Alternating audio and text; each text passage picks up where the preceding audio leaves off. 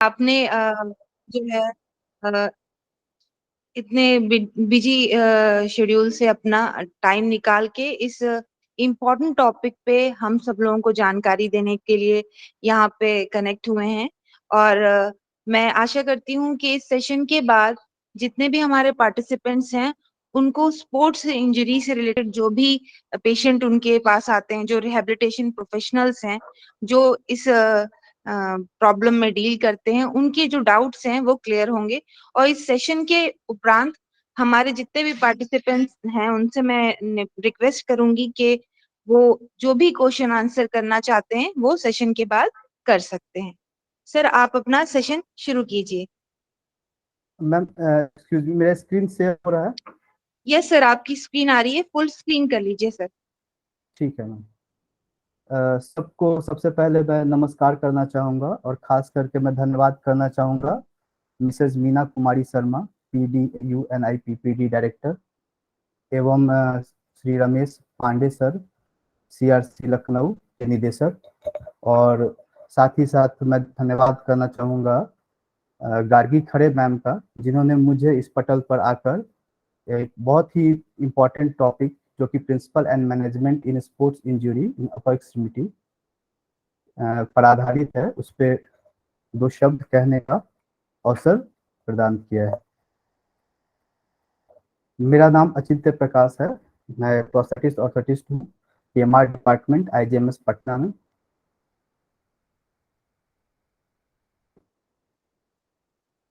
Injuries जो होती हैं वो बहुत ही कॉमन होती हैं, और डे टू डे लाइफ में हम कभी ना कभी इस तरह की इंजरीज जो होते हैं वो उसको एक्सपीरियंस करते हैं। और वैसी इंजरीज जो स्पोर्ट्स एक्टिविटी के दौरान, ट्रेनिंग के दौरान, एक्सरसाइजेस के दौरान होती है, उनको हम स्पोर्ट्स स्पोर्ट्स इंजरीज की कैटेगरी में हम लोग उसको डालते हैं। इस तरह की जो इंजरीज होती हैं उनका मुख्य जो कारण होता है वो इंक्रीज फिजिकल मूवमेंट, जो भौतिक, जो खिलाड़ियों की जो भौतिक गतिविधियां होती है वो काफी ज्यादा होती है, जिससे उनको एक रिस्क हमेशा बना रहता है कि शरीर के विभिन्न भागों को में चोट अक्सर लग जाया करते हैं, अ, जिससे कि उनको काफी लंबे समय तक ग्राउंड से बाहर रहना पड़ सकता है। इस तरह की इंजरीज को हम आमतौर पर एथलेटिक इंजरीज भी कहते हैं। अगर जब हम बात स्पोर्ट्स इंजरी की करते हैं तो इसमें दो तरह की इंजरीज जो होती हैं वो बहुत ही सामान्य रूप से देखी जाती हैं। सबसे पहली जो है उसको हम क्या बोलते हैं, उसको हम एक्यूट इंजरीज बोलते हैं, और दूसरी जो है वो क्रोनिक इंजरीज होती है।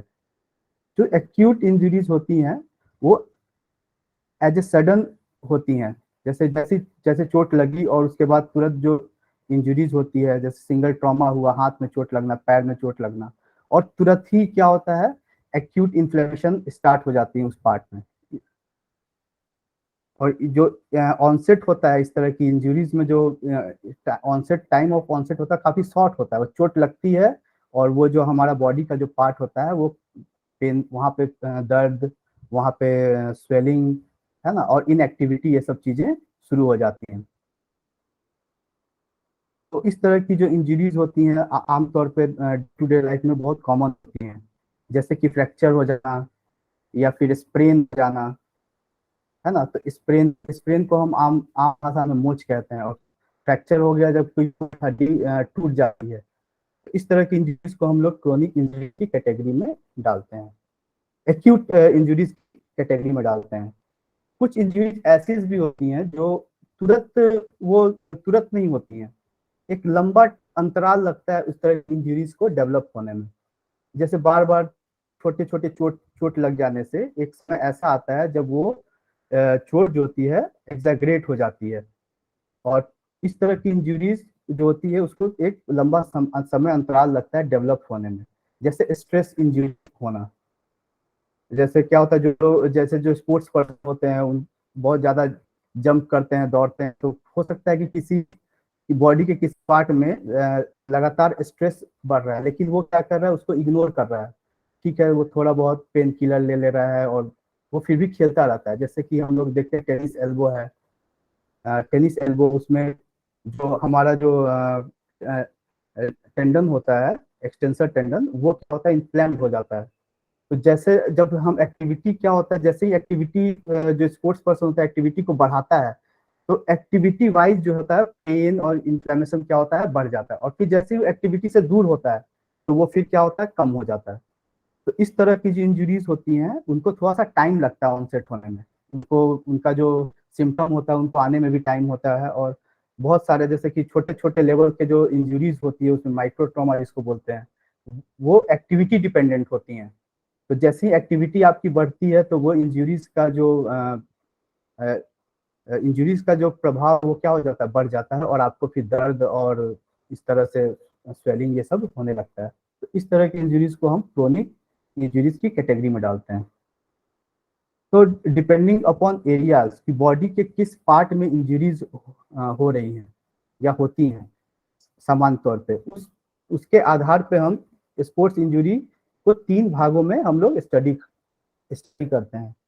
तो सबसे पहला होता है सॉफ्ट टिश्यू इंजरीज बोलते हैं। सॉफ्ट टिश्यू इंजरीज कहने का मतलब कि बॉडी में हमारे शरीर में वो सॉफ्ट टिश्यूज कौन कौन से हैं। सॉफ्ट टिश्यूज में हमारे हमारे शरीर में कौन कौन से टिश्यूज आते हैं, जैसे हमारी मांसपेशियां हैं, हमारे लिगामेंट्स हैं, टेंडन्स हैं। तो ये सब जो होते हैं इनको हम लोग सॉफ्ट टिश्यूज कहते हैं। और जो बोन्स हैं, ज्वाइंट्स हैं, ये सब क्या है, हार्ड हार्ड टिश्यूज होते हैं। तो सॉफ्ट टिश्यूज में क्या होता है, उसमें 2 तरह की इंजरीज होती है, एक क्लोज बॉन्ड होता है, सर एक आपको ओपन बॉन्ड। बीच में माफ कीजिएगा, आपको बीच में डिस्टर्ब कर रही हूँ मैं। आपकी स्लाइड्स आगे नहीं बढ़ रही हैं। मैम आगे, मैं स्लाइड्स पे आगे ही हूँ। आए ही नहीं अभी। Okay okay okay okay sir. आ गया। नहीं सर, फर्स्ट स्लाइड वन ही स्लाइड शो हो रही है। बट यहाँ से तो मैं आगे just- जी, ओके ओके आगे। हाँ जी सर, बढ़ गई है। बढ़ रही है ना, वही तो। हाँ जी, अब आ गई आगे। Thank you sir. Continue sir, continue oh, sir. Okay ma'am. तो जब हम सॉफ्ट टिश्यू इंजरीज की बात करते हैं तो इसमें 2 तरह की इंजरीज अक्सर जो खेल के मैदानों पे हमको देखने को मिलती हैं। तो पहली जो है उसमें हम कहते हैं क्लोज बॉन्ड, और दूसरी क्या है, ओपन बॉन्ड। क्लोज बॉन्ड हो गया जिसमें कि बाहर से तो कुछ नहीं दिखता है, बट हाँ अंदर के जो सॉफ्ट टिश्यूज होते हैं वो इंजर्ड होते हैं। तो बाहर से तो हमारे क्या है, स्किन है जो एक प्रोटेक्टिव लेयर है, ठीक है, और उसके बाद मसल्स हैं, फिर बोन अंदर में आते हैं। तो वैसी इंजरीज जो बाहर से उतनी अच्छी विजुलाइज नहीं होती है, लेकिन वो क्या होती है जो इंटरनल सॉफ्ट टिश्यूज है उनमें होती है, उनको हम लोग close bound soft tissue injuries बोलते हैं। इसमें हम 2 तरह की खास तरह की इंजरीज होती है, स्प्रेन और स्ट्रेन।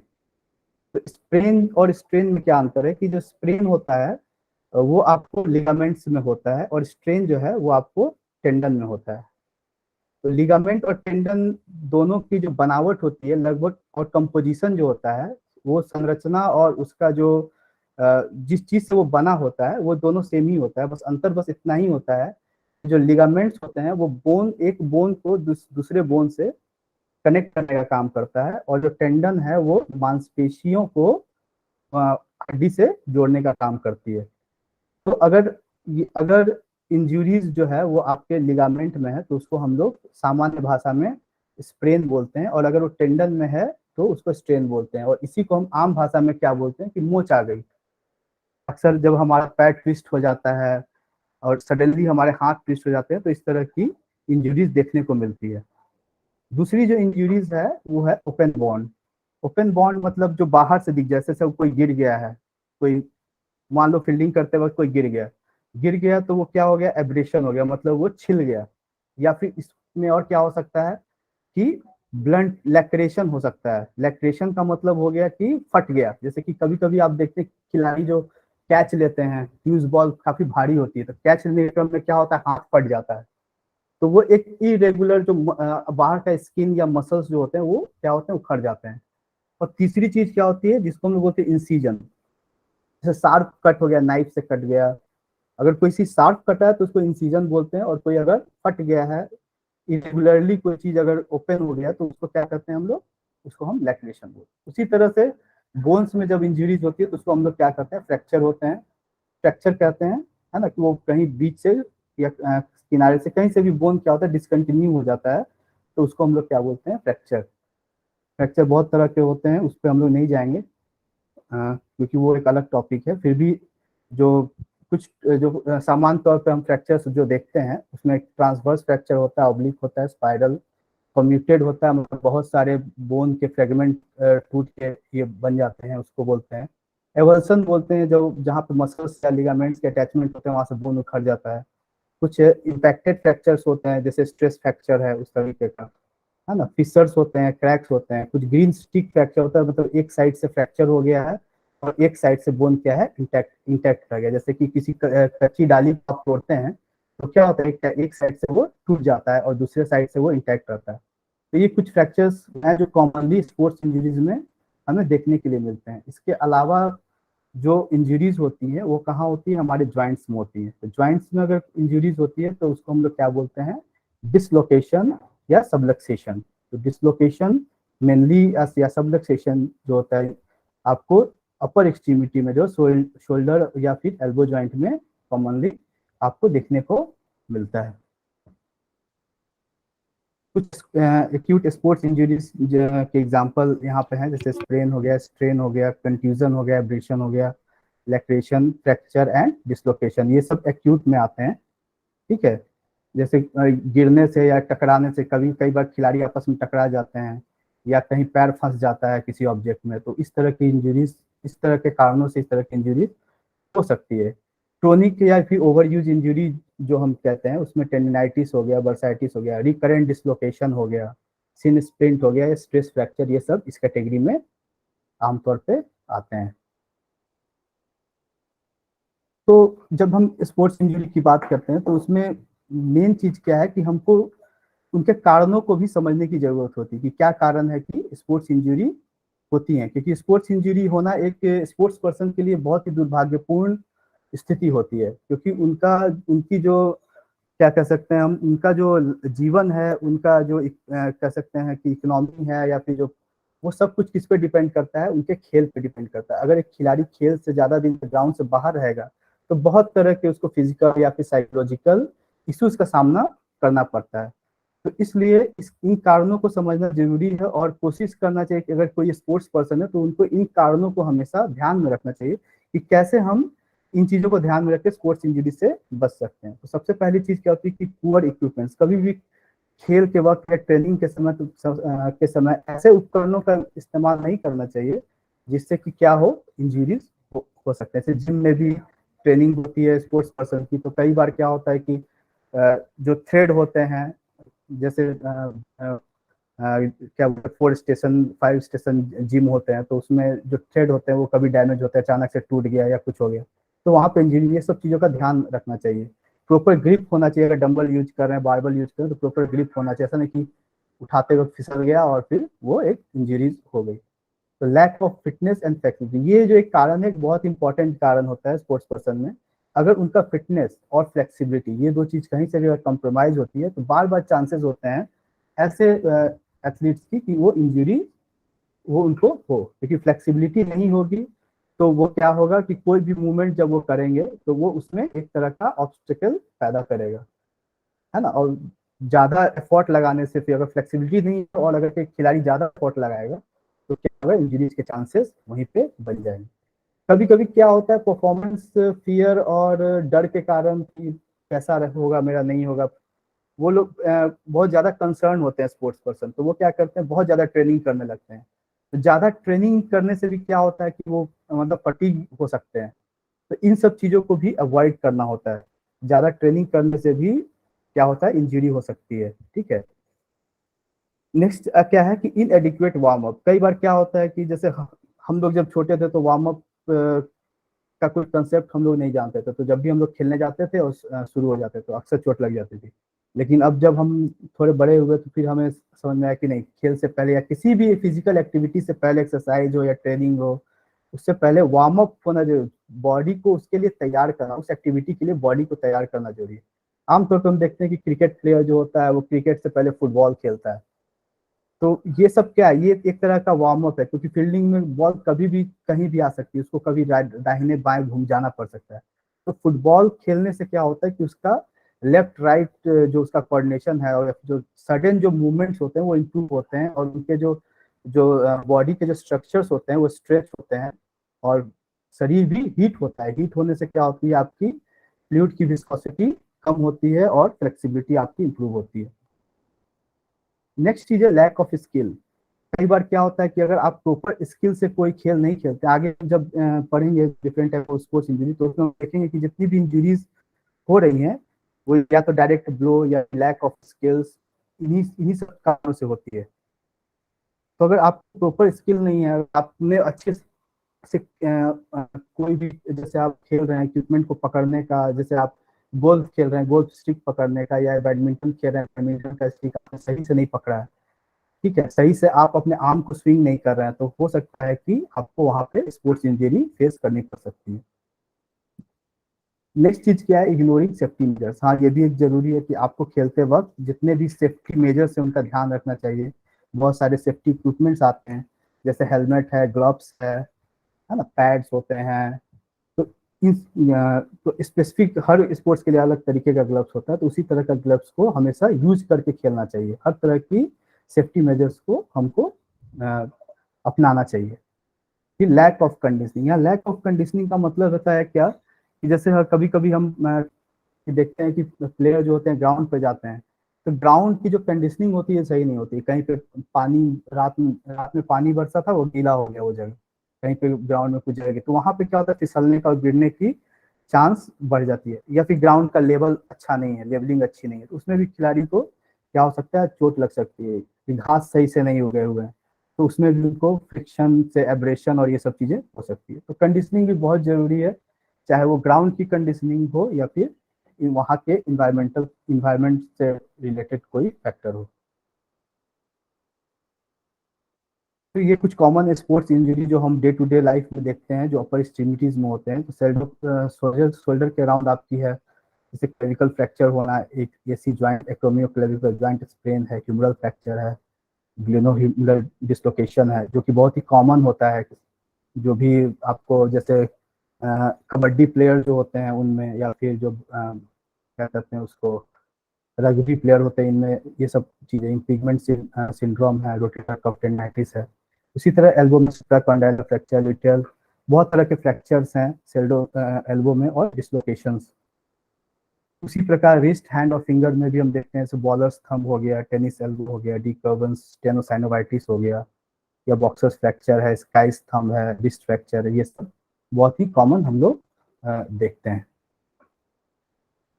तो ये तो हो गई कि बहुत तरह की इंजरीज हो गई, और कैसे होती है, क्यों होती है, इनको हम लोग कैसे अवॉइड कर सकते हैं।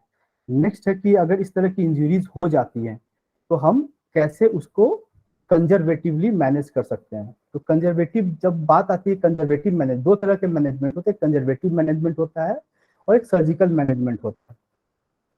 तो अगर अगर इंजुरीज मेजर है, मेजर इंजुरीज का मतलब हो गया कि बहुत अच्छा लेवल का स्प्रेन है या फ्रैक्चर हो गया है।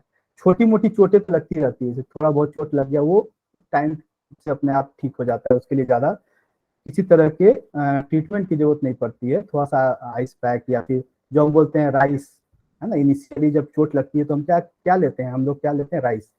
राइस में क्या होता है, रेस्ट हो गया आपका, फिर क्या करते हैं, आइसिंग आइसिंग करते हैं लोग जहाँ पे चोट लगती है, या फिर एलिवेशन हो, सॉरी कंप्रेशन हो गया, एलिवेशन हो गया। तो ये सब टेक्निक्स होती है जो कि हर एक स्पोर्ट्स पर्सन को जाननी चाहिए, क्योंकि जब भी कोई चोट लगती है तो सबसे पहले हम लोग को वहाँ पे किसी तरह का कोई इलाज नहीं होता है, जनरली नहीं होता है।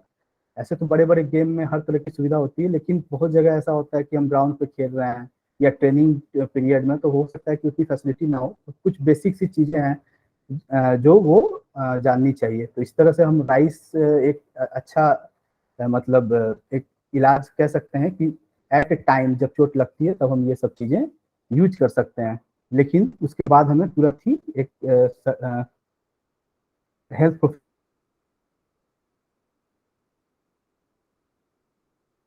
हमारे पास इसके समाधान होते हैं। एक तो कंजर्वेटिव होता है, जो कि मतलब किसी तरह का जो नॉन इन्वेसिव मेथड है, जिसमें ज्यादा दवाओं का या फिर किसी तरह की सर्जरी का रोल ना हो, उसको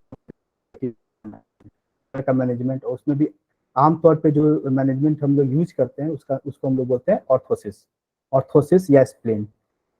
तो ऑर्थोसिस ऑर्थोसिस का मतलब क्या होता है कि ऑर्थोसिस एक ग्रीक वर्ड से इवॉल्व है जिसका नाम है ऑर्थोस। इसका मतलब होता है कीप स्ट्रेट, स्ट्रेट रखना।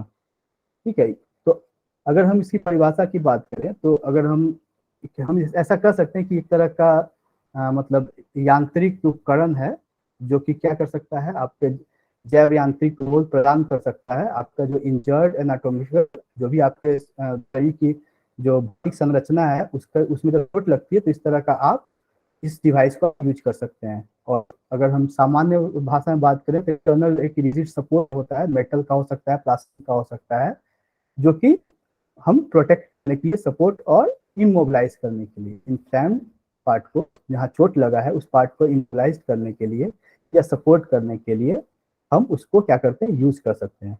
तो इस तरह से हम देखते हैं कि जो ऑर्थोसिस होता है उसके 5 मुख्य कार्य होते हैं। जैसे कि वो प्रोटेक्टिव होता है, प्रोटेक्टिव पर्पस के लिए यूज होता है, करेक्टिव पर्पस के लिए यूज होता है, असिस्टिव और प्रिवेंटिव पर्पस के लिए भी यूज होता है। और ये बॉडी के जो जिस पार्ट में चोट लगती है उसको सपोर्ट करने के लिए भी यूज होता है। स्प्लिंट्स या ऑर्थोसिस जो होते हैं वो, उनका भी बहुत तरह का क्लासिफिकेशन होता है। उनको भी हम क्लासिफाई करते हैं इस आधार पर कि वो किस ज्वाइंट को, बॉडी के किस ज्वाइंट को कवर करते हैं, वो किस तरह का मोशन प्रोवाइड करते हैं, मूवमेंट प्रोवाइड करते हैं, उनका रोल कैसा है बॉडी के ऊपर और उनका अपीयरेंस कैसा है। जैसे आमतौर पे हम जैसे जो हमारा इंटरनेशनल क्लासिफिकेशन है ऑर्थोसिस का, तो उसमें हम लोग रीजनल वाइज हम लोग हाथ अपर एक्सट्रीमिटी ऑर्थोसिस को हम क्लासिफाई करते हैं। जैसे फिंगर के लिए फिंगर ऑर्थोसिस हो गया, हैंड के हैंड ऑर्थोसिस हो गया, रिस्ट के लिए हमारा रिस्ट हैंड ऑर्थोसिस हो गया, उसी तरह एल्बो के लिए एल्बो ऑर्थोसिस हो गया। इस तरह से जितने ज्वाइंट को हम कवर, अगर हम एल्बो, रिस्ट और हैंड को कवर करते हैं ऑर्थोसिस में, तो उसको हम लोग रिस्ट हैंड एल्बो ऑर्थोसिस या एल्बो रिस्ट हैंड और एल्बो रिस्ट हैंड ऑर्थोसिस कहते हैं। तो इस तरह से हम ऑर्थोसिस का कई तरह से क्लासिफिकेशन करते हैं। कुछ ऑर्थोसिस को हम स्पेसिफिक नामों से भी जानते हैं, जैसे आपका कॉकअप स्प्लिंट हो गया, नकल बेंडल स्प्लिंट हो गया। ठीक है, तो इस तरह से कुछ स्पेसिफिक नाम से भी हम लोग जानते हैं। नेक्स्ट होता है क्या कि क्या वो कौन से सिद्धांत है जिसपे हमारा जो ऑर्थोसिस है या स्प्लिंटिंग है वो काम करता है। तो सबसे पहला जो सिद्धांत होता है वो क्या होता है कि किसी भी पार्ट जो, जहां हम ऑर्थोसिस प्रदान कर रहे हैं, उस पार्ट की जो हमारी जो फंक्शनल एनाटोमी है, जो शारीरिक संरचना या बनावट है, उसकी समझ होना जरूरी है।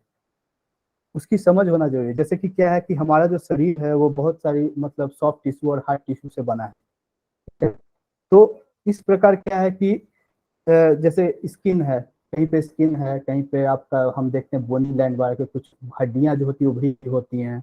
बहुत सारे हमारा हमारा जो शरीर होता है उसमें बहुत सारे कर्व्स होते हैं, जिसको हम वो क्या बोलते हैं, जैसे हैंड में है तो आर्चेस बोलते हैं। ठीक है, हमारे एल्बो में है एक डिप्रेशन, इसको क्यूबिटल फोसा बोलते हैं।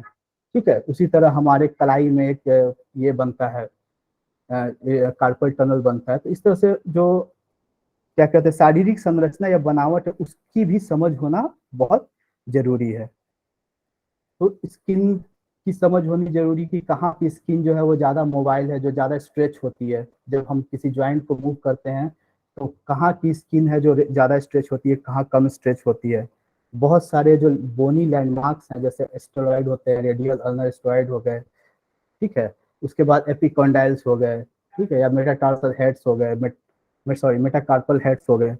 तो इस तरह के लैंडमार्क्स को हमें ध्यान में रखना होता है।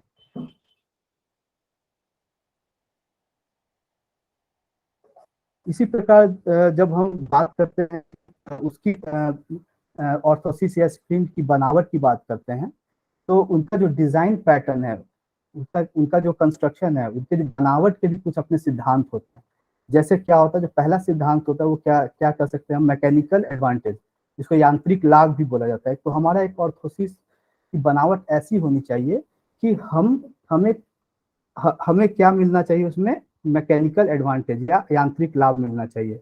इसका मतलब क्या हुआ कि हम, जैसे कि हम अपनी कलाई को किसी की कलाई में चोट लगी है, उसकी कलाई को हमें क्या करना है, एक उठा करके रखना है। ठीक है, उसको काउंटर बैलेंस करना है किसके, हाथ के वेट को कलाई के पास।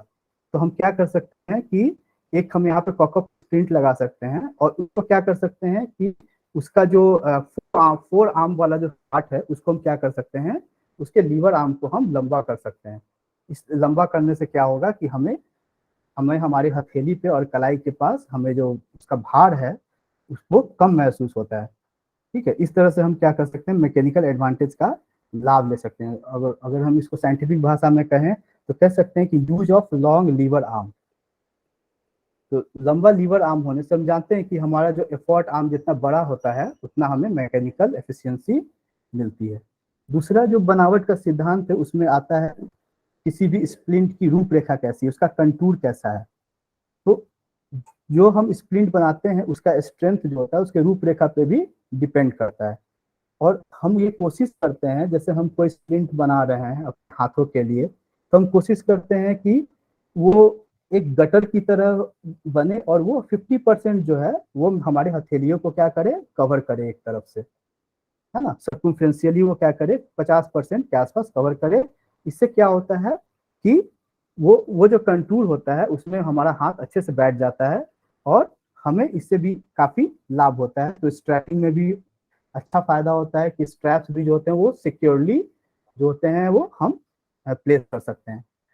तीसरी चीज क्या होती है जिसको हम बोलते हैं सरफेस एरिया, सतह क्षेत्रफल। तो स्प्लिंटिंग करते समय हम ये कोशिश करनी चाहिए कि जितना हम सरफेस एरिया कवर करेंगे उतना ही पेशेंट के लिए कंफर्ट क्या होता है, बढ़ जाता है।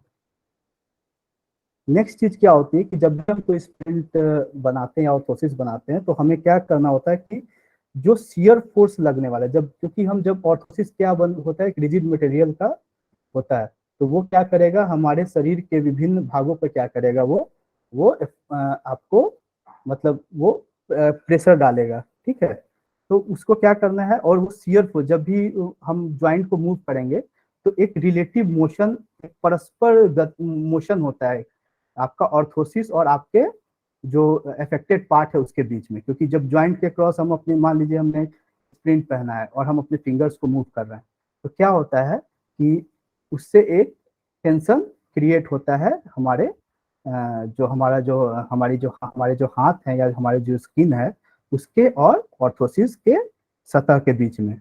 तो इसलिए जो शियर फोर्स को अवॉइड करना जरूरी। और इस फोर्स को हम कैसे अवॉइड कर सकते हैं, इस फोर्स को हम अवॉइड कर सकते हैं कि हमें कोई ऐसा सतह नहीं छोड़ना है या ऐसा कोना नहीं छोड़ना है जो कि क्या हो, शार्प हो।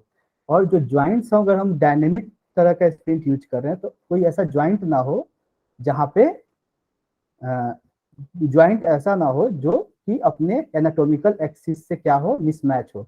दो तरह की, जब हम एक स्प्रिंग बनाते हैं, दो तरह की हम एक्सिस की बात करते हैं। एक होता है एनाटॉमिकल एक्सिस, जब ज्वाइंट के अलॉन्ग मोशन होता है तो वो एक एक्सिस के अलॉन्ग होता है। तो ये कोशिश करना है कि जो हमारा मैकेनिकल एक्सिस है, जो ऑर्थोसिस का जो एक्सिस है ज्वाइंट का, वो क्या करे, हमारे एनाटॉमिकल एक्सिस से वो मैच हो। ऐसा होने से क्या होता है कि हम शियर फोर्स को अवॉइड कर सकते हैं। और नेक्स्ट चीज जो आता है उसको हम बोलते हैं 3 पॉइंट प्रेशर सिस्टम। तो इस तरह का जो इसमें क्या करते हैं, हम 3 फोर्सेस को यूज करते हैं। दो जो फोर्स होते हैं वो सपोर्टिव फोर्स होते हैं और एक काउंटर फोर्स होता है। तो काउंटर फोर्स होता है वो करेक्शन की दिशा में लगता है और सपोर्टिव फोर्स जो होता है वो उसके अगेंस्ट लगता है। इस तरह के कुछ सिद्धांत होते हैं डिजाइन के, बनावट के, जिसको हमें ध्यान में रखना होता है। आमतौर पे जो स्प्लिंट या ऑर्थोसिस होते हैं वो मुख्य रूप से जो होते हैं वो 3 तरह के होते हैं, 2 तरह के होते हैं। एक होता है इमोबिलाइजेशन और दूसरा होता है डायनेमिक। तो डायनेमिक, तो इमोबिलाइजेशन मतलब क्या हो गया, स्थिर स्थिर हो गया। और एक डायनेमिक है जो क्या करेगा, मूव करेगा। तो एक इसमें भी बहुत सारी सब कैटेगरीज हैं। जैसे हम कह सकते हैं सामान्य तौर पे कि जो हमारे पास जो स्प्लिंट है वो हम, या ऑर्थोसिस है, वो हम मेनली क्या करते हैं, मोबिलाइजेशन स्प्लिंट, डायनेमिक स्प्लिंट, कुछ जो होते हैं सीरियल स्टैटिक होते हैं और स्टैटिक प्रोग्रेसिव। कुछ 4 प्रकार के सामान्य तौर पे स्प्लिंट्स या ऑर्थोसिस हम लोग यूज करते हैं। ये जो 4 प्रकार हम मैंने बताया, ये एक्चुअली हम कह सकते हैं कि ये थेरेप्यूटिक प्रिंसिपल्स के अंतर्गत आते हैं। तो जो पहला है, जैसे कि हम क्या करते हैं, इमोबिलाइजेशन कहते हैं, जहाँ पे स्टेबलाइज करना होता है, उसके लिए हम लोग क्या यूज करते हैं, वर्ड इमोबिलाइजेशन। तो इमोबिलाइजेशन मतलब इमोबिलाइजेशन ऑफ ट्रीटमेंट एरियाज, जो ट्रीटमेंट एरिया है उसको इमोबिलाइज करने के लिए हम लोग इस तरह के स्प्रिंट्स तैयार करते हैं। और इसको हम लोग क्या करते हैं कि जो पेशेंट्स होते हैं या जो यूजर्स होते हैं उनको ऑल टाइम इनको हम लोग बोलते हैं आप यूज कीजिए, ताकि इससे क्या होगा कि आपकी जो हीलिंग होगी वो प्रमोट होगी। जैसे कि टेंडन या लिगामेंट की इंजरीज है, उसमें क्या करना पड़ता है, इमोबिलाइज करके हमको रखना पड़ता है। दूसरा क्या होता है कि इमोबिलाइज करते हैं लेकिन ड्यूरिंग रेस्ट पीरियड, जैसे रेस्ट पीरियड के समय हम लोग इमोबिलाइज करते हैं। तो इस तरह के, जैसे कि कह सकते हैं रूमेटॉइड आर्थराइटिस या ऑस्टियोआर्थराइटिस के केस में हम इस तरह का स्प्रिंट यूज कर सकते हैं, immobilisation splint during rest period में। नेक्स्ट होता है स्टेबलाइजेशन, कि किसी भी जो पार्ट है या जॉइंट उसको स्टेबलाइज करने के लिए। ठीक है, तो इसमें हम क्या कर सकते हैं, फ्री स्टेबलाइजेशन भी कर सकते हैं, और विथ एम्पलीट्यूड लिमिटेशन भी हम क्या कर सकते हैं, स्टेबलाइज कर सकते हैं। तो जब एक से अधिक ज्वाइंट को हम लोग क्या करते हैं, डिफॉर्मिटी के केस में स्टेबलाइज करते हैं, और इम्प्रूव, किस लिए, इम्प्रूव करने के लिए, गेस्चर को इम्प्रूव करने के लिए। तो इस तरह के स्टेबलाइजेशन को हम लोग फ्री स्टेबलाइजेशन करते हैं, जैसे कि रूमेटॉइड आर्थराइटिस के केस में हम देखते हैं। और कुछ जो होता है वो एम्पलीट्यूड लिमिटेशन के साथ स्टेबलाइज करते हैं, जैसे डिसलोकेशन के स्टेज में, मतलब इस रेंज से बाहर, एक रेंज के अंदर ही हम क्या करते हैं, स्टेबलाइज करते हैं, कि उस रेंज से बाहर जाने पे क्या हो सकता है, डिसलोकेट हो सकता है ज्वाइंट। नेक्स्ट जो है आपका वो है, आपको करेक्शन के लिए हम लोग यूज करते हैं। तो वो हो गया करेक्शन किस चीज का, तो या तो रेंज ऑफ मोशन, अगर कोई ज्वाइंट स्टिफ हो गया है उसके लिए, या फिर किसी तरह की डिफॉर्मिटी हो गई है उसके लिए हम लोग इसको यूज करते हैं। तो ये थेरेपेटिक पर्पस है, स्प्लिंट हम लोग किस लिए डिजाइन करते हैं। तो मेनली हम लोग 5 तरह से स्प्रिंट्स को डिजाइन करते हैं। 5 पर्पस होते हैं, थेरेपेटिक, मोबिलाइजेशन, डायनेमिक।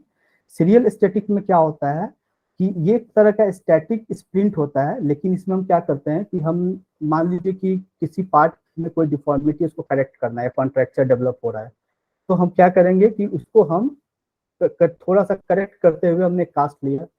फिर जब कुछ दिन के बाद हम क्या करेंगे, जब वो उस चीज को पॉजिटिव, जो पॉजिटिव करेक्शन जब हम थोड़ा अचीव कर लेंगे, तो फिर वापस से हम उसको निकाल के और उसको थोड़ा सा और उसको उस चीज में मेंटेन करते हुए थोड़ा सा हम लोग सीरियली, मतलब सीरियली हम लोग कास्ट करते हुए या सीरियली हम लोग स्प्लिंटिंग करते हैं, अप टू जब तक वो करेक्ट नहीं हो जाता है।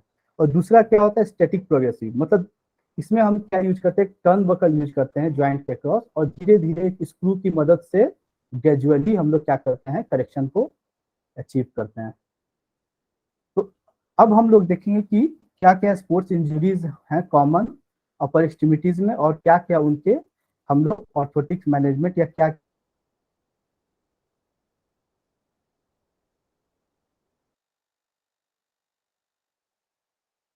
एक्सट्रीमिटी में। क्लेविकल जो होता है आप हमारे अ, हमारी जो छाती होती है, ऊपर में एक हड्डी होती है जो हमारे अपर आर्म, हमारे जो आर्म है उसको वो हमारे क्या कहते हैं उसको, रिच से कनेक्ट करती है। तो यहाँ आप देख सकते हैं कि जो मैकेनिज्म, कैसे इंजरी होती है, अगर कोई खिलाड़ी है वो गिर जाता है अपने शोल्डर शोल्डर टिप पे अगर गिरता है उसके कारण हो सकता है, या फिर उसका हैंड जो है वो आउट स्ट्रेच्ड हो उसके कारण हो सकता है। गिरते वक्त अगर उसका हैंड एक्सेसिव स्ट्रेच्ड है उसके कारण, आउट स्ट्रेच है उसके कारण हो सकता है, या फिर डायरेक्ट फोर्स, अगर डायरेक्ट उसको क्लेविकल पे चोट लग जाती है उसके कारण भी क्लेविकल फ्रैक्चर हो सकता है।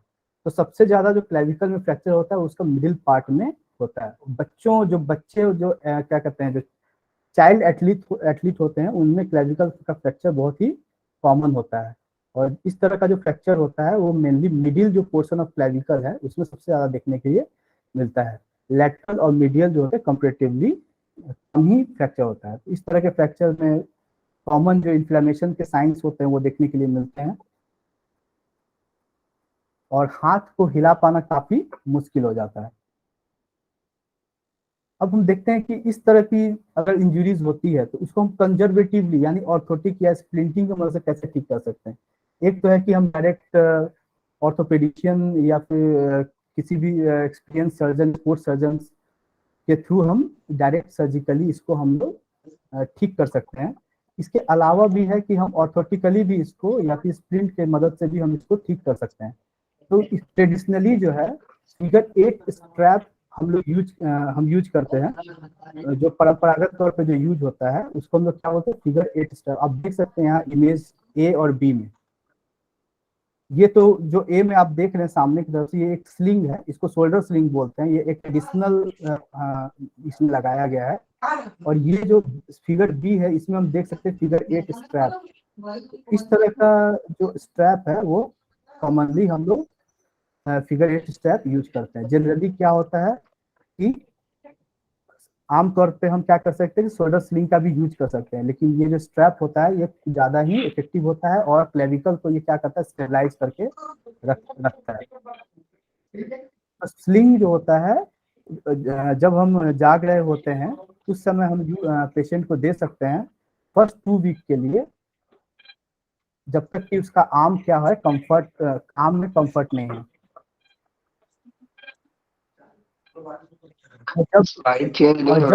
और जब हीलिंग जो होती है, जब थोड़ी बहुत हीलिंग हो जाती है फ्रैक्चर की, तो हम उसको क्या कर सकते हैं, एक लाइट वेट स्लिंग में रख सकते हैं।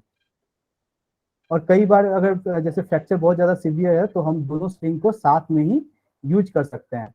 और जब हम इस तरह से स्लिंग को यूज करते हैं ज्यादा सीवियर अगर फ्रैक्चर है उस केस में हम क्या कर सकते हैं, 4 वीक्स तक इसको यूज कर सकते हैं।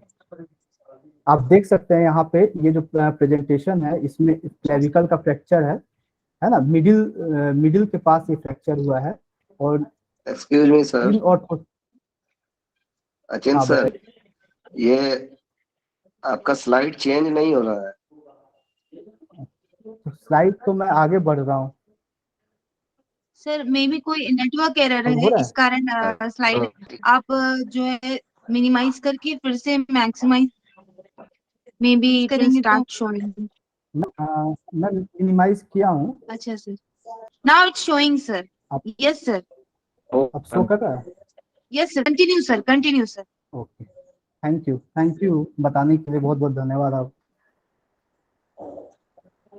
हाँ, तो हम देख सकते हैं कि कैसे एक ये जो फ्रैक्चर हुआ था इसको एक कंजर्वेटिवली हमने क्या किया है, इसको हम करेक्शन को हमने अचीव किया है, हीलिंग को, फ्रैक्चर को हमने क्या किया, ठीक किया है। कैसे 6 महीने का टाइम लगा लेकिन ये इस तरह से ठीक हो सका है।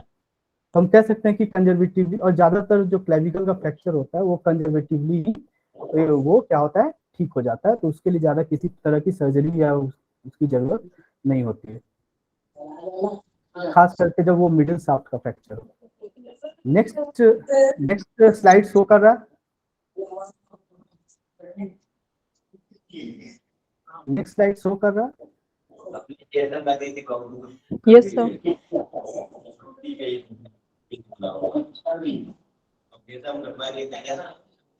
नेक्स्ट जो है वो नेक्स्ट जो इंजरीज होती है वो सॉफ्ट टिश्यू इंजरी है, जो आपके एक्रोमियोक्लेविकुलर लिगामेंट में होती है। उसको हम लोग एक्रोमियोक्लेविकुलर स्ट्रेन भी बोलते हैं।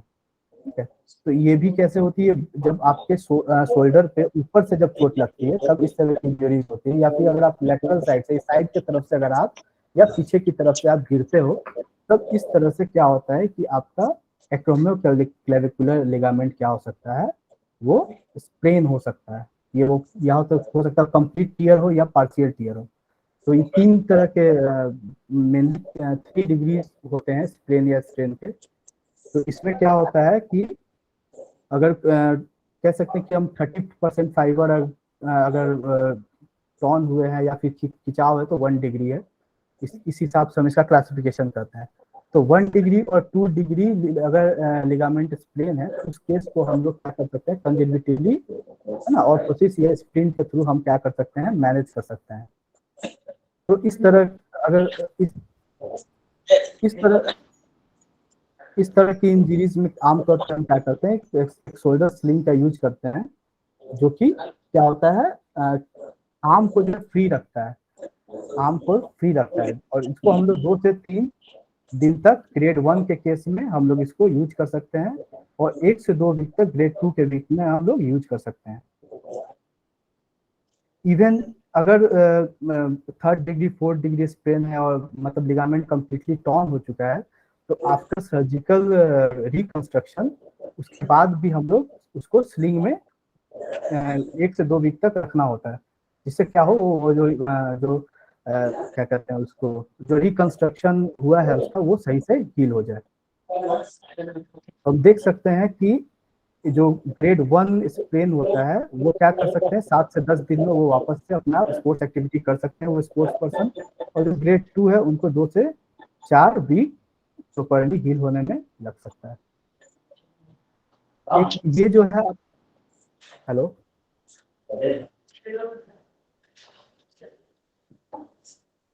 नेक्स्ट जो है आपका वो क्या है, ग्लेनोह्यूमरल डिस्लोकेशन। ठीक है, तो अप्रोक्सीमेटली क्या होता है, 90% ऑफ जो ये डिस्लोकेशन होता है ग्लेनो, जिसको हम शोल्डर डिस्लोकेशन, आम भाषा में शोल्डर डिस्लोकेशन भी बोलते हैं, तो 90% जो होता है वो क्या होता है, एंटीरियर डिस्प्लेसमेंट होता है humeral head with respect to glenoid cavity. और जो रेयरली है वो क्या होता है 90%, और 10% क्या होता है पोस्टीरियर हो गया या फिर इंफीरियर हो गया, तो 10% क्या होता है आपका पोस्टीरियर और इंफीरियर डिस्लोकेशन होता है। तो वही मैकेनिज्म सेम है, अगर आप आउट स्टेज आर्म से आप गिरते हैं, या आपको आपके शोल्डर पे कोई पीछे से आके अगर कस के कोई मार के चला जाता है ना, तो जैसे कबड्डी है या फिर कोई अगर क्या कहते हैं उसको रग्बी खेलता है, उसमें लोग क्या कहते हैं एक दूसरे को ढकेल के चले जाते हैं, तो उसमें आपको इस तरह की डिस्लोकेशन कॉमनली देखने के लिए मिलती है। तो इस तरह का जो डिस्लोकेशन होता है काफी पेनफुल होता है, और एक मतलब बहुत ही डिस्कम्फर्ट होता है, और जो कंधा होता है वो बिल्कुल काम करना बंद कर देता है। तो इस तरह जब डिस्लोकेशन होता है तो सबसे पहले उसको क्या किया जाता है, रिड्यूस किया जाता है। रिड्यूस मतलब क्या हुआ कि जो ह्यूमरल हेड है उसको ग्लेनोइड कैविटी में वापस से रिलोकेट किया जाता है, क्योंकि वो अपनी जगह से क्या हुआ है, डिसलोकेट हो गया है। तो उसको सबसे पहले क्या करते हैं हम उसको जो ऑर्थोपेडिक सर्जन होते हैं वो क्या करते हैं, वो फोर्सली उसको क्या करते हैं, सबसे पहले उसको रिलोकेट करते हैं। कहाँ पे रिलोकेट करते हैं उसको, ग्लेनोइड कैविटी में उसको रिलोकेट करते हैं, जिसको हम लोग क्या बोलते हैं, जिसको हम लोग रिडक्शन बोलते हैं। और उसके बाद हम शोल्डर स्लिंग में उसको आर्म को हम लोग प्लेस कर देते हैं। ध्यान देने वाली बात यह है कि जो शोल्डर का डिसलोकेशन है, अगर एंटीरियर डिसलोकेशन है शोल्डर का, तो उसमें हमको आर्म को जो है न्यूट्रल, एल्बो को फ्लेक्स, और शोल्डर को जो है हमको इंटरनल रोटेशन में उसको हम लोग स्लिंग के अंदर हम उसको रखते हैं। और अगर ये डिसलोकेशन पोस्टीरियर है तो उसको हमें शोल्डर को एक्सटर्नल रोटेशन में हमको रखना होता है, क्योंकि जो पोस्टीरियर डिसलोकेशन होता है उसमें हमको शोल्डर को क्या करना होता है, एक्सटर्नल रोटेशन में हमें रखना होता है। तो इस तरह से हम ऑर्थोसिस को हम यहाँ पे रिजिड सपोर्ट दे करके अपने वेस्ट के पास एक रिजिड सपोर्ट दे करके और एल्बो के पास रिजिड सपोर्ट दे करके इस तरह से हम इसको एक स्प्रिंट में हम इसको स्प्रिंटिंग कर सकते हैं, जिससे कि रिकवरी जो होती है काफी जल्दी और काफी अच्छी होती है। नेक्स्ट जो है आपका वो क्या है, ह्यूमरल, प्रॉक्सिमल ह्यूमरल फ्रैक्चर। जो ह्यूमरस का फ्रैक्चर होता है, जो ह्यूमरस का फ्रैक्चर होता है मेनली 4 तरह,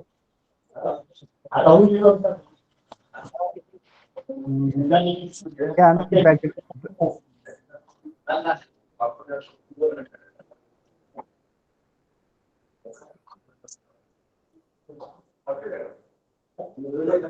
अब आ रहा है ना, अब आ रहा है स्लाइड। Yes sir.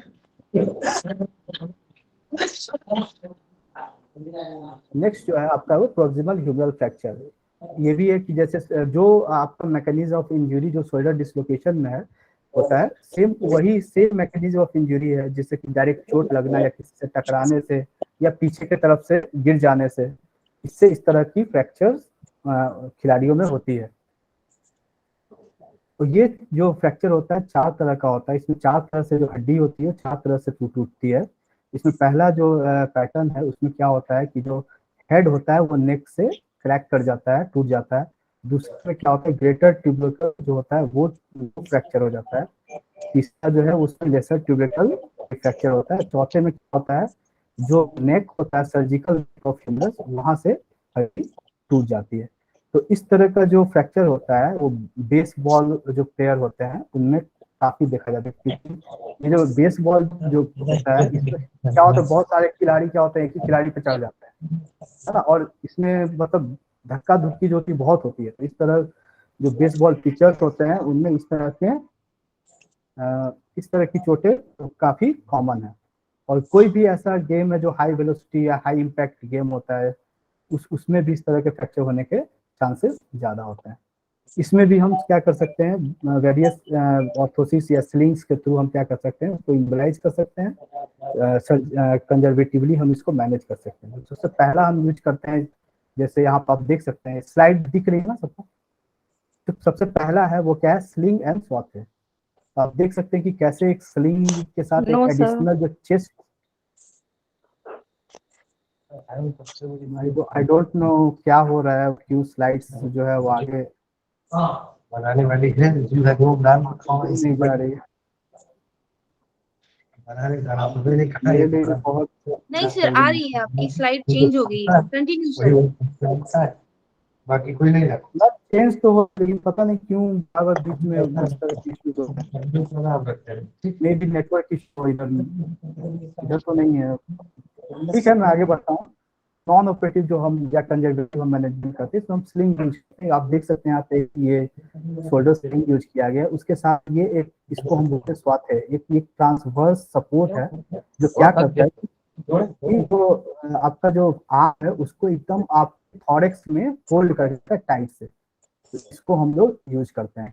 ठीक है, एक है आपको डिजारियर बैंडेज आप यूज कर सकते हैं इसमें। आप भी देख सकते हैं, आप अगर बहुत ज्यादा अगर फ्रैक्चर जो है बहुत ज्यादा सीवियर है तो उस केस में हम इस तरह से उसको हम क्या कर सकते हैं, वहां पे प्लेस कर सकते हैं।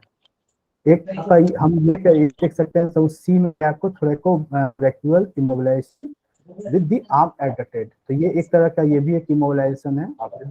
ये बिल्कुल आप कह सकते हैं गन स्लिंगर की तरह है।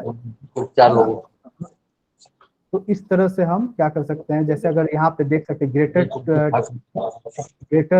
ट्रोकेंटर का अगर फ्रैक्चर है, जीटी का फ्रैक्चर है, ग्रेटर ट्यूबरकल का, तो उस केस में हम क्या कर सकते हैं, इस तरह से हम उसको क्या कर सकते हैं कि हम रिड्यूस कर सकते हैं, क्लोज रिडक्शन कर सकते हैं और उसको हम पोजीशन कर सकते हैं जिसमें क्या हो हील हो सकता है।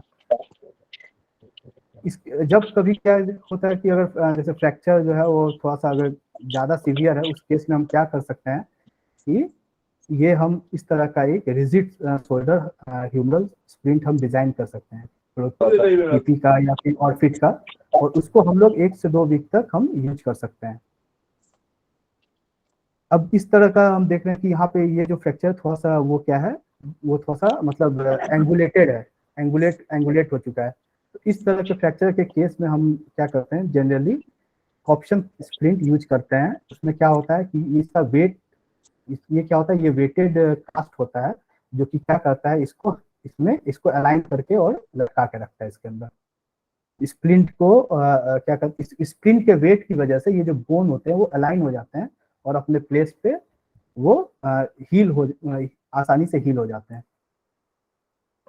नेक्स्ट जो है वो आपका, इसको हम लोग बोलते हैं क्या, ये कॉप्शन कास्ट। आप देख सकते हैं कॉप्टेशन कास्ट कैसे करते हैं।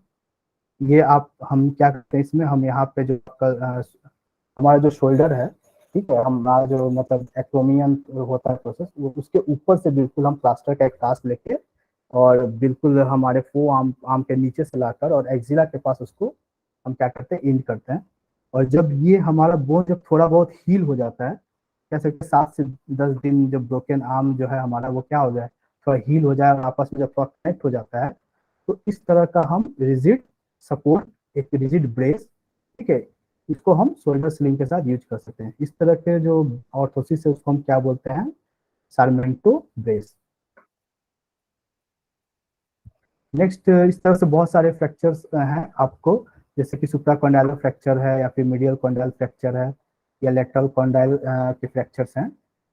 इस तरह से बहुत सारे फ्रैक्चर हैं जो अब हमारे आर्म के अराउंड होते हैं या एल्बो के अराउंड होते हैं। तो ये कुछ फ्रैक्चर्स हैं जो हमारे एल्बो या फोर आर्म के अराउंड होते हैं, जिसमें पहला supracondylar fracture, medial condyle fracture, radial head और नेक फ्रैक्चर या ओलेक्ट्रॉन। ये सब फ्रैक्चर जो होते हैं आपके, जो सुप्राकॉन्डाइलर फ्रैक्चर है वो हमारा जो एपिकॉन्डाइल्स है ह्यूमरस का, उसके जस्ट ऊपर ये फ्रैक्चर होता है, इसको सुप्राकॉन्डाइलर कहते हैं। मीडियल कॉन्डाइल में जो हमारा जो मीडियल साइड में जो ह्यूमरस का कॉन्डाइल है उसका फ्रैक्चर हुआ, लेटरल साइड में जो लेटरल कॉन्डाइल है उसका फ्रैक्चर हुआ। तो ये सारे, और इनका मैनेजमेंट जो मोर और लेस है वो बिल्कुल क्या होता है, एक जैसा होता है। तो इस तरह का अगर एल्बो के राउंड फ्रैक्चर है तो जनरली क्या होता है, लॉन्ग आर्म कास्ट या long arm hinge fracture brace हम लोग एज ए ऑर्थोसिस या स्प्लिंट हम ये वाला ब्रेस यहाँ पे यूज कर सकते हैं। तो इस तरह से इन ब्रेस से हम कंजर्वेटिवली क्या कर सकते हैं, इसको मैनेज कर सकते हैं। जैसे रेडियल हेड या नेक का फ्रैक्चर है तो इस केस में हम क्या कर सकते हैं, मुंस्टर ऑर्थोसिस या शुगर टोन ऑर्थोसिस यूज कर सकते हैं। तो मुंस्टर ऑर्थोसिस क्या है, मुंस्टर ऑर्थोसिस बिल्कुल एक सिंपल ऑर्थोसिस होता है जो कि आपके बिल्कुल जो हैंड्स होते हुए क्या होता है, एल्बो को कवर करता है। एल्बो को कवर करते हुए, है ना, ये मिड जो हम बोलते हैं मिड टोन पोजीशन, उस पोजीशन में हम हैंड को रख के और बिल्कुल यहाँ से स्टार्ट आपके हैंड या फिर हम कह सकते हैं जो आपका मेटाकार्पोफेरेंजियल जॉइंट है उसके प्रॉक्सिमल वहां से स्टार्ट करते हुए और एल्बो के पीछे से आते हुए फिर वापस से जो हमारा जो क्या कहते हैं पाम है वहां पे लाकर और फिर हम स्टैपिंग करते हैं। इसको हम लोग क्या बोलते हैं, मुंस्टर ऑर्थोसिस बोलते हैं। ये आपका है, नेक्स्ट क्या है, शुगर टंग ऑर्थोसिस। ठीक है, ये जो है इसमें हम क्या करते हैं, ये भी सेम ऑर्थोसिस है लेकिन दोनों में अंतर क्या है कि जो शुगर टंग है वो नीचे से सिर्फ ओपन होता है, मतलब वो है सिर्फ आप देख रहे हैं कि यहाँ नीचे से ओपन है, लेकिन जो जो आपका मॉन्स्टर है वो ऊपर से भी और नीचे दोनों तरफ से क्या होता है, ओपन होता है। इस तरह से 20 डिग्री फ्लेक्शन में भी हम रख के, और इलेक्ट्रॉन अगर फ्रैक्चर है तो उसमें हमको क्या करना है, 20 डिग्री फ्लेक्शन में हमको रखना पड़ता है। नेक्स्ट जो इंजरीज है वो है आपको टेनिस एल्बो या फिर गोल्फर्स एल्बो। तो ये एक तरह की दोनों जो है सॉफ्ट टिश्यू इंजरीज है। टेनिस एल्बो को हम लोग लेटरल एपिकॉन्डाइलिटिस बोलते हैं और गोल्फर्स एल्बो को मीडियल एपिकॉन्डाइलिटिस बोलते हैं। तो माइक्रो, ये एक तरह का आप कह सकते हैं कि ये कैसी इंजरी, क्रोनिक इंजरीज में ये जनरली आती है। तो क्रोनिक या एक्यूट जो इंजरीज होती है, कभी कभी क्या होता है जो क्रोनिक होती है उनका भी प्रेजेंटेशन एक्यूट हो सकता है, और एक्यूट इंजरीज अगर बहुत दिन तक रहती है तो क्रोनिक हो जाती है, तो उसमें ज़्यादा सोचने वाली बात नहीं है। तो यहाँ पे ये क्या है, एक तरह का ओवर यूज इंजरी है, तो टेनिस एल्बो या गोल्फर्स एल्बो। तो इसमें क्या होता है, माइक्रो टीयर होता है। अगर टेनिस एल्बो है तो आपका जो कॉमन एक्सटेंसर्स होते हैं आपके रिस्ट और जो फिंगर के जो कॉमन एक्सटेंसर्स होते हैं, एक्सटेंसर्स के ओरिजिन होते हैं, वहां पे ये इंजरी होती है। वहां पे ये टेंडन क्या होते हैं, रिपीटेटिव स्पोर्ट्स एक्टिविटी जैसे रैकेट प्लेयर है या क्रिकेट प्लेयर है, तो उसमें क्या होता है, रिस्ट का मूवमेंट जो होता है बहुत रिग्रेस होता है, रिस्ट और फोर आर्म का। तो उस तरह के स्पोर्ट्स में इस तरह की इंजरीज काफी होना काफी आम है। तो ड्यू टू रिपीटेटिव और ओवर यूज स्ट्रेन के कारण ये होता है। तो अगर एक्यूट कंडीशन में हम बात करें तो कंप्लीट इमोबिलाइजेशन हम कर सकते हैं लॉन्ग स्प्रिंट में, क्योंकि एल्बो को क्या क्या करना रहता है, 90 डिग्री हमको फ्लेक्शन में रखना होता है, फोर आर्म पर क्या है न्यूट्रल, और रिस्ट को हम लोग क्या करते हैं 20 to 30 डिग्री एक्सटेंड करके रखते हैं। इससे क्या होता है कि हमारा जो जो टेंडन्स है उस पर क्या होता है, प्रेशर क्या होता है, कम होता है, और जब प्रेशर कम होगा तो वो आसानी से क्या हो जाता है, हील हो जाता है। और साथ ही साथ इस पोजीशन में क्या होता है, जो मसल्स की जो एक फंक्शनल लेंथ है वो भी कॉम्प्रोमाइज नहीं होती है। ये तो आफ्टर हीलिंग क्या होगा कि थोड़ा सा वहाँ पे जैसे फाइब्रस हुआ तो थोड़ा सा मूवमेंट क्या होता है, रिस्ट्रिक्ट होता है। तो ये चीज ध्यान में रखने की जरूरत है कि हमारा जो हीलिंग तो हो लेकिन हमारा जो फ्लेक्सिबिलिटी है आगे चल के वो ज्यादा कॉम्प्रोमाइज ना हो। और जब ये एक्यूट पेन जब खत्म हो जाएगा तो हम क्या करते हैं, सिंपल एक कॉकअप स्प्रिंट, आप फिगर में आप देख सकते हैं, कॉकअप स्प्रिंट में हम इसको रख सकते हैं।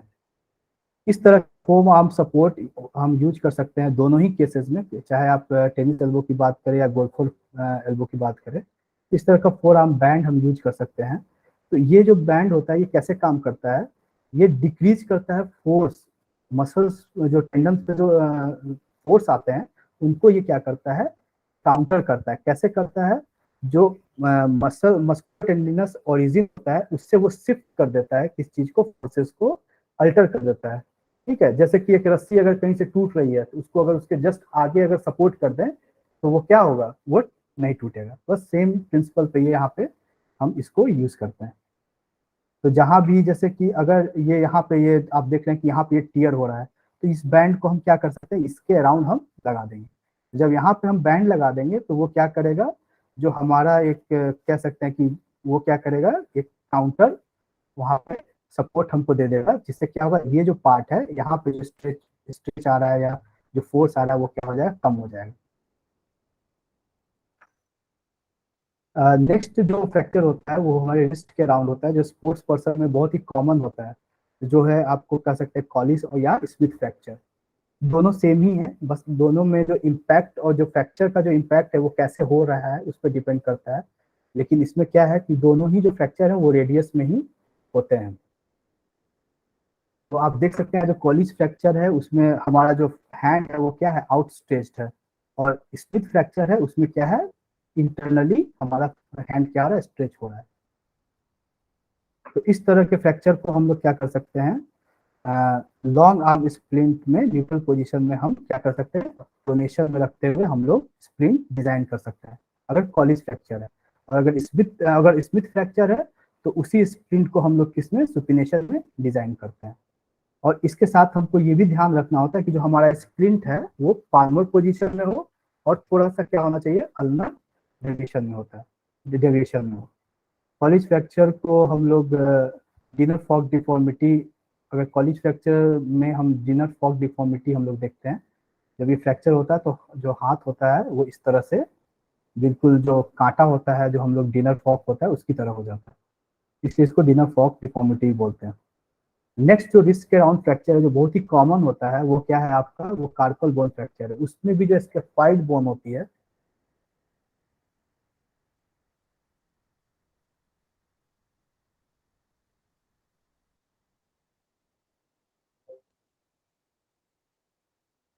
उसमें भी जो स्केफॉइड बोन होती है उसका फ्रैक्चर सबसे ज्यादा कॉमन होता है। ये फ्रैक्चर भी कैसे होता है, जब हम हाथ के बल आउटस्ट्रेच या फिर जो कह सकते हैं डॉर्सीफ्लेक्स पोजीशन में अगर हम गिरते हैं हाथ तक, तो उस कंडीशन में इस तरह का फ्रैक्चर होता है।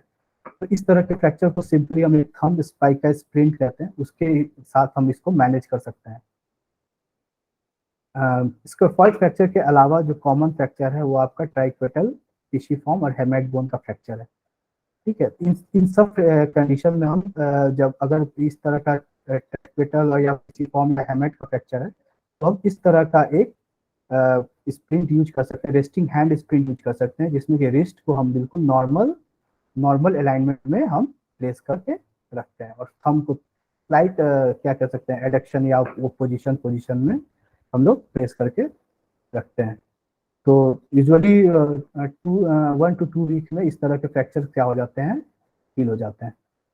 नेक्स्ट जो कॉमन स्पोर्ट्स इंजरी है वो क्या है, स्काइयर्स थंब, जो स्काई कहते हैं, आइस में जो स्काइंग करते हैं उन लोगों में इस तरह की इंजरी जो होती है कॉमन होती है। इसमें क्या होता है, जो अल्नर कोलेटरल लिगामेंट होता है थंब का, हमारा जो अंगूठा होता है, वहाँ पे एक कलाई के पास एक लिगामेंट होता है, उसको हम लोग क्या बोलते हैं, अल्नर कोलेटरल लिगामेंट। तो वो लिगामेंट क्या होता है, यहाँ पे हमारा इंजर्ड हो जाता है। जब क्या होता है, जो हाथ से ये जो हम लोग क्या कहते हैं, स्काई पोल, इस तरह के जो एथलीट होते हैं जो स्काई पोल को हैंड से होल्ड करते हैं, तो अगर कभी जैसे वो गिरते हैं तो और हैंड क्या हो जाता है, ट्विस्ट हो जाएगा। तो ट्विस्ट कैसे होगा, जो फोर्स होगा वो कैसा होगा, एबडक्टेड होगा और एक्सटेंडेड होगा, ठीक है ना। और कहाँ पे, फर्स्ट मेटाकार्पोफेलेंजियल ज्वाइंट के पास। तो इससे क्या होगा कि जो ये आपका जो क्या कहते हैं, ये आपका क्या है, ये आपका मेटाकार्पल है और ये आपका फर्स्ट फैलेंक्स है। तो यहाँ पे बिल्कुल जो है आपका ये क्या होगा, अल्नर कोलेटरल लिगामेंट क्या हो जाएगा, डैमेज हो जाएगा। यूजुअली क्या करते हैं, इसको हम एक थंब स्पाइक का यूज करके हम इसको भी मैनेज कर सकते हैं। और इस तरह के इंजरीज में किसी तरह का हम लोग सर्जिकल इंटरवेंशन रेयरली ही देखने के लिए मिलता है। नेक्स्ट क्या है आपका, डिकर्वन स्टेनोसाइनोवाइटिस। इसमें क्या होता है कि आपका जो ये कॉमन कुछ यहाँ पे जो थंब के जो आपके क्या होते हैं, एबडक्टर होते हैं, ठीक है। तो उनके टेंडन्स जो होते हैं वो क्या हो जाते हैं, इन्फ्लेम्ड हो जाते हैं, ठीक है। जो ये मोस्टली टेनिस प्लेयर या रैकेट प्लेयर में ये आपको देखने के लिए मिलता है। तो इसमें क्या होता है कि swelling of tendon that runs along the thumb, जो थंब और के साइड में जो आपका टेंडन होता है वो क्या होता है यहाँ पे ड्यू टू ओवर यूज, ये क्या होता है रब होता रहता है, और इसके ऊपर एक सीट होती है, फ्रिक्शन से ये क्या होता है यहाँ पे इन्फ्लेम्ड हो जाता है। ठीक है, तो ये आपका यहाँ पे इन्फ्लेमेशन होता है, जिसके कारण आपको डिकर्वेंस टेनोसाइनोवाइटिस होता है। तो इसमें भी हम लोग एक सिंपल सा मतलब रिस्ट को स्ट्रेट रख के और थंब को बिल्कुल क्या कर सकते हैं, स्टिल कंडीशन में थोड़ा सा पोजीशन में रख के एक कंफर्टेबल पोजीशन में हम होल्ड करके रखते हैं, और ओवर पीरियड ऑफ टाइम हम क्या कर सकते हैं, इस तरह से स्प्रिंटिंग के थ्रू इसको भी हम लोग क्या कर सकते हैं, ठीक कर सकते हैं। नेक्स्ट जो है आपका है बॉलर्स थंब। बॉलर्स थंब जो 9 पिन बॉल होता है, कहीं कहीं हम लोग मॉल में जाते हैं, वो क्या कहते हैं 9 पिन 10 पिन जैसे वो सजा के रखते हैं, उसको हम लोग ऐसे बॉल से ग्रिप करके ऐसे फेंकते हैं। तो उस कंडीशन में क्या होता है कि जो आपका अल्नर नर्व है, जो इनर साइड में थंब के इनर साइड में जो अल्नर नर्व है वो क्या हो जाता है, वो कंप्रेस हो जाता है, वो क्या होता है इन्फ्लेम्ड हो जाता है। तो ऐसा क्यों होता है कि कई बार क्या होता है कि जो होल्स होते हैं, जो बॉल को होल्ड करने के जो होल्स होते हैं बहुत ज्यादा मतलब टाइट फिटिंग होने के कारण, या फिर कई बार क्या होता है कि जो प्लेयर्स होते हैं वो उसको स्विंग करते हुए फेंकते हैं, रोटेट करते हुए, बॉल को रोटेट करते हुए, तो उससे क्या होता है एक स्पिन मिलता है। और जैसे 10 के 10 बॉल गिराने हैं, तो 10 बॉल तभी गिरेंगे जब आप एक प्रॉपर डायरेक्शन में प्रॉपर स्पिन से आप बॉल को फेंकते हैं। तो उस कंडीशन में क्या होता है, ये आपका जो अल्नर नर्व है यहाँ पे आपके थंब के इनर साइड में वो क्या हो जाता है, इन्फ्लेम्ड हो जाता है।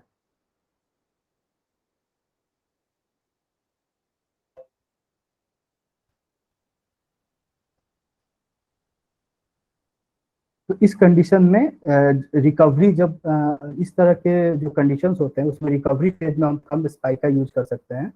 और जब हमारा हम ये जब ये जो हमारी क्या टेंडनोपैथी या न्यूरोपैथी जब कम हो जाती है, तो हम क्या कर सकते हैं यहाँ पे, हम थंब गार्ड यूज कर सकते हैं। जब भी हम आगे से जब खेलने जाते हैं तो इस तरह का एक थंब गार्ड हम यूज कर सकते हैं। नेक्स्ट जो है आपका वो है आपका बॉक्सर फ्रैक्चर। जो बॉक्सर्स होते हैं उनमें ये बहुत ही कॉमन होता है। बॉक्सर फ्रैक्चर में क्या होता है, जो आपको पिंकी फिंगर होती है, जो 5th फिंगर होती है, उसके जो मेटाकार्पल्स होते हैं उनका जो वो फ्रैक्चर हो जाता है। तो इस कंडीशन में क्या होता है कि जो आपका फिंगर होता है उसकी जब आप मुट्ठी बांधते हैं तो आपका जो लिटिल फिंगर है वो आपके रिंग फिंगर के ऊपर आ जाता है। सीजरिंग आप कह सकते हैं कि जब भी आप फिस्ट करते हैं या मुट्ठी बांधते हैं तो ये क्या होता है, उसके ऊपर चढ़ जाता है। तो इस तरह के फ्रैक्चर को हम क्या कर सकते हैं, एक अल्नर गटर टाइप स्प्रिंग के अंदर हम लोग इस तरह से प्लेस करके हम रख सकते हैं। और इस तरह का जो स्प्रिंट होता है काफी ही फायदेमंद होता है इस तरह के फ्रैक्चर को हील करने में। तो ये जो बॉक्सर फ्रैक्चर होता है ऐसा नहीं कि सिर्फ लिटिल फिंगर में ही होता है, ये आपका जो रिंग फिंगर है कभी कभी उसमें भी होता है, उसमें भी हो सकता है। तो दोनों में से किसी भी फिंगर में होगा तो उस कंडीशन में हम क्या कर सकते हैं, इस तरह का हम ब्रेस यूज कर सकते हैं ट्रीटमेंट के दौरान। ये अगर हम देखें कैटेगरी वाइज तो ये हमारा हैंड ऑर्थोसिस, हम इसको कह सकते हैं, ये हैंड ऑर्थोसिस जो कि कैसा है, गट टाइप का है, के साथ इसको हम लोग यूज कर सकते हैं, रिस्ट पे स्टेबलाइज करते हैं। नेक्स्ट जो आपका क्या है बोटेनिक डिफॉर्मिटी। इसमें क्या होता है, जो एक्सटेंसिव इंजरीज होती है इसकी पीआईपी जॉइंट की। ठीक है, इसमें क्या है कि आपका जो अगर इसको ठीक नहीं किया जाता है तो इसमें एक डिफॉर्मिटी होती है जिसको हम लोग क्या बोलते हैं, इसको हम लोग बोलते हैं क्या कि ये क्या हो गया कि एक बोटेनिया डिफॉर्मिटी हो गई है। ठीक है, इसमें क्या होता है कि जो आपका पीआईपी ज्वाइंट होता है, प्रॉक्सिमल इंटरफेरेंजियल ज्वाइंट, उसमें क्या होता है फ्रैक्शन उसमें आपका फ्रैक्शन हो जाता है, और डिस्टल में क्या हो जाता है, एक्सटेंशन हो जाता है। तो ऐसा क्यों होता है, ऐसा इसलिए होता है कि जो आपका जो ये क्या कहते हैं, तो इसमें इंटरफेरेंजियल ज्वाइंट जो होता है due to bowler subluxation of ये जो लेटरल बैंड्स होते हैं, ये आपके क्या होता है यहाँ से टूट के आपके वॉलर एस्पेक्ट में चले आते हैं, जिसके कारण इस टेंशन के कारण क्या होता है यहाँ पे फ्लेक्शन, और इसको खींचने के कारण यहाँ पे एक्सटेंशन हो जाता है। तो जो सेंट्रल स्लिप ऑफ एक्सटेंसर है वो यहाँ पे क्या हो जाता है, इंजर्ड हो जाता है। तो यहाँ पे हम इस तरह का फिंगर प्रिंट हम लोग यूज कर सकते हैं। देख सकते हैं यहाँ पे 3 पॉइंट सिस्टम के थ्रू हम क्या करते हैं, हम जैसे ही इसको एक्सटेंड करते हैं ऑटोमेटिकली जो हमारा DIP है, डिजिटल इंटरपेनियर जॉइंट है, वो क्या होता है, एक्सटेंड हो जाता है, सॉरी फ्लेक्स हो जाता है या न्यूट्रल हो जाता है। तो मेन इसमें हमको क्या करना होता है कि हमको जो प्रॉक्सिमल इंटरपेनियर जॉइंट है उसी को क्या करना होता है, हमको नॉर्मल पोजिशन में हमको इमोबिलाइज करना होता है। नेक्स्ट जो है आपका बेसबॉल फिंगर। बेसबॉल फिंगर में क्या होता है, इसमें जो फिंगर के जो एक्सटेंसर टेंडन होते हैं वो क्या होते हैं, टूट जाते हैं, है ना। जैसे कि अगर फिंगर जो है अगर फोर्सफुली बेंट होता है, जैसे कि कोई आपका बेसबॉल प्लेयर है या बास्केटबॉल प्लेयर है, बॉल को पास कर रहा है, बहुत दूर से बॉल को पास किया और पकड़ने के क्रम में क्या हुआ कि फिंगर टिप पे वो कस के हिट कर गया, या आप कैच ले रहे हैं उसमें क्या हुआ, फिंगर टिप पे बॉल आके लग गई। उस कंडीशन में टेंडन क्या हो सकता है, कट हो सकता है। उस केस में हम क्या करें, इस कंडीशन को ये जनरली बेसबॉल में देखा जाता है, इसलिए इसको क्या कहा जाता है, बेसबॉल फिंगर कहा जाता है। तो इसमें क्या हो सकता है, जो बोन है या टेंडन है वो ब्रेक हो सकते हैं, टेंडन ब्रेक हो सकते हैं, या फिर इसमें एवल्सन फ्रैक्चर हो सकता है। जो आपका डिस्टल फैलेंक्स है वहां से जो टेंडन का जो इंसर्शन पॉइंट है वहां से बोन का चिप क्या हो सकता है, निकल सकता है। नेक्स्ट जो आपका फिंगर में का फ्रैक्चर है, फिंगर में भी बहुत तरह के फ्रैक्चर्स हो सकते हैं, उसमें हम इस तरह का सिंपल सा फिंगर स्प्लिंट हम लोग यूज कर सकते हैं। तो इस फिंगर फ्रैक्चर किसी भी आपका कोई भी डिजिट में, है ना, कोई भी आपका फैलेंक्स में हो सकता है। तो इस कंडीशन में हम इस तरह का फिंगर स्प्लिंट यूज कर सकते हैं। बहुत ही लंबा ये हमारा आज का सेशन बहुत ही लंबा हो गया। तो हम इस तरह से हम क्या देख सकते हैं कि हम जो स्पोर्ट्स इंजरी होती है वो क्या हो सकती है, मेनली दो तरह की हो सकती है, आइदर क्रोनिक हो सकती है या एक्यूट हो सकती है। चाहे जैसी भी इंजरी हो, स्पोर्ट्स पर्सन के लिए इंजर्ड होना है बहुत ही दुर्भाग्यपूर्ण होता है, इसलिए उसको जल्दी से जल्दी हमको क्या करना होता है, ट्रीट करना होता है।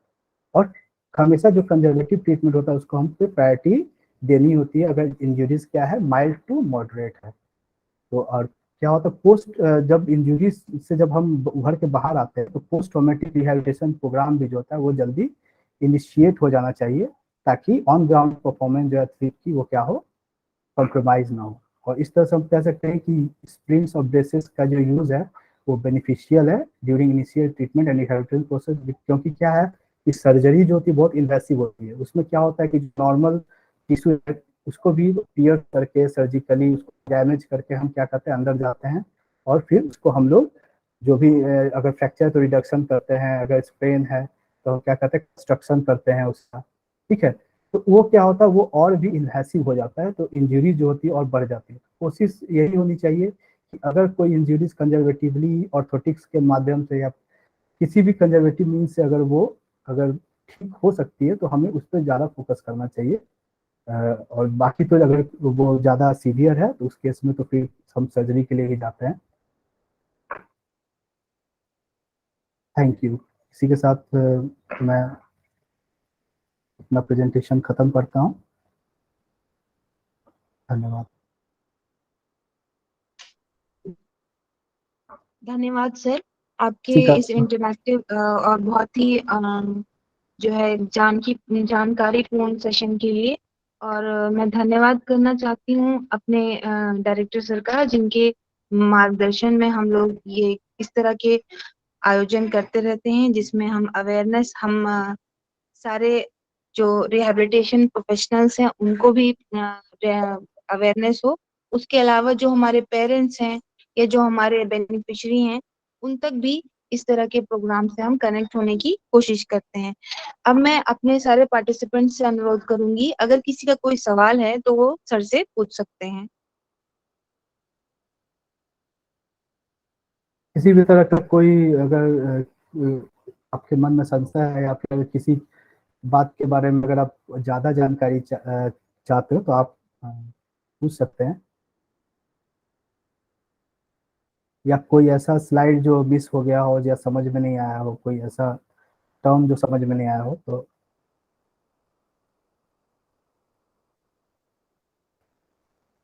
टेक्स्ट भी कर सकते हैं। मैं यहाँ पे मतलब चैट भी देख पा रहा हूँ। हाँ जी, अगर कोई पार्टिसिपेंट्स हमें चैट बॉक्स में अपना क्वेश्चन पूछना चाहते हैं तो उसमें भी क्वेश्चन पूछ सकते हैं। और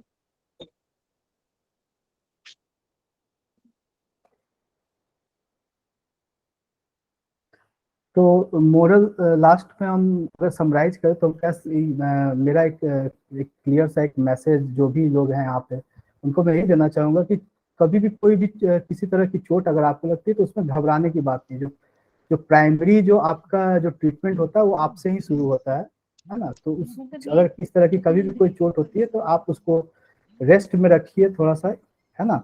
और थोड़ा सा आइसिंग ये सब चीजें हम करते हैं जो कि हमारा प्राइमरी जो है। और उसके बाद अगर आप चाहें तो ऑर्थोसिस आप बिल्कुल फ्रिक्वेंटली यूज कर सकते हैं अगर ये चोट है बहुत ज्यादा नहीं है तो। और ऑर्थोसिस से काफी मतलब लाभ होता है, ऐसा नहीं जो आपके माइनर फ्रैक्चर्स होते हैं या फिर जो नॉन डिस्प्लेस फ्रैक्चर होते हैं उसमें भी ऑर्थोसिस या फ्रैक्चर जो ब्रेसिंग जो हम बोलते हैं वो काफी ही हेल्पफुल होती है। Thank you so much sir. तो इसी के साथ हमारे इस कार्यक्रम का मैं समापन करना चाहूंगी और अपने सभी पार्टिसिपेंट्स को धन्यवाद देना चाहूंगी कि उन्होंने अपना समय दिया और हमारे कार्यक्रम को सफल बनाने में अपना योगदान दिया। और अंत में मैं धन्यवाद करना चाहती हूँ अपने सभी सीआरसी स्टाफगण उनका, जिन्होंने इस कार्यक्रम को सफल बनाने में अपना योगदान दिया, और अपने resource person mister अचिंत Prakash ji का, जिन्होंने इस महत्वपूर्ण विषय में अपनी जानकारी हमारे सामने प्रस्तुत की। धन्यवाद सर आपका भी। धन्यवाद मैम, सबको धन्यवाद मेरी तरफ से। आप सभी पार्टिसिपेंट से अनुरोध है कि आप मीटिंग लेफ्ट कर सकते हैं।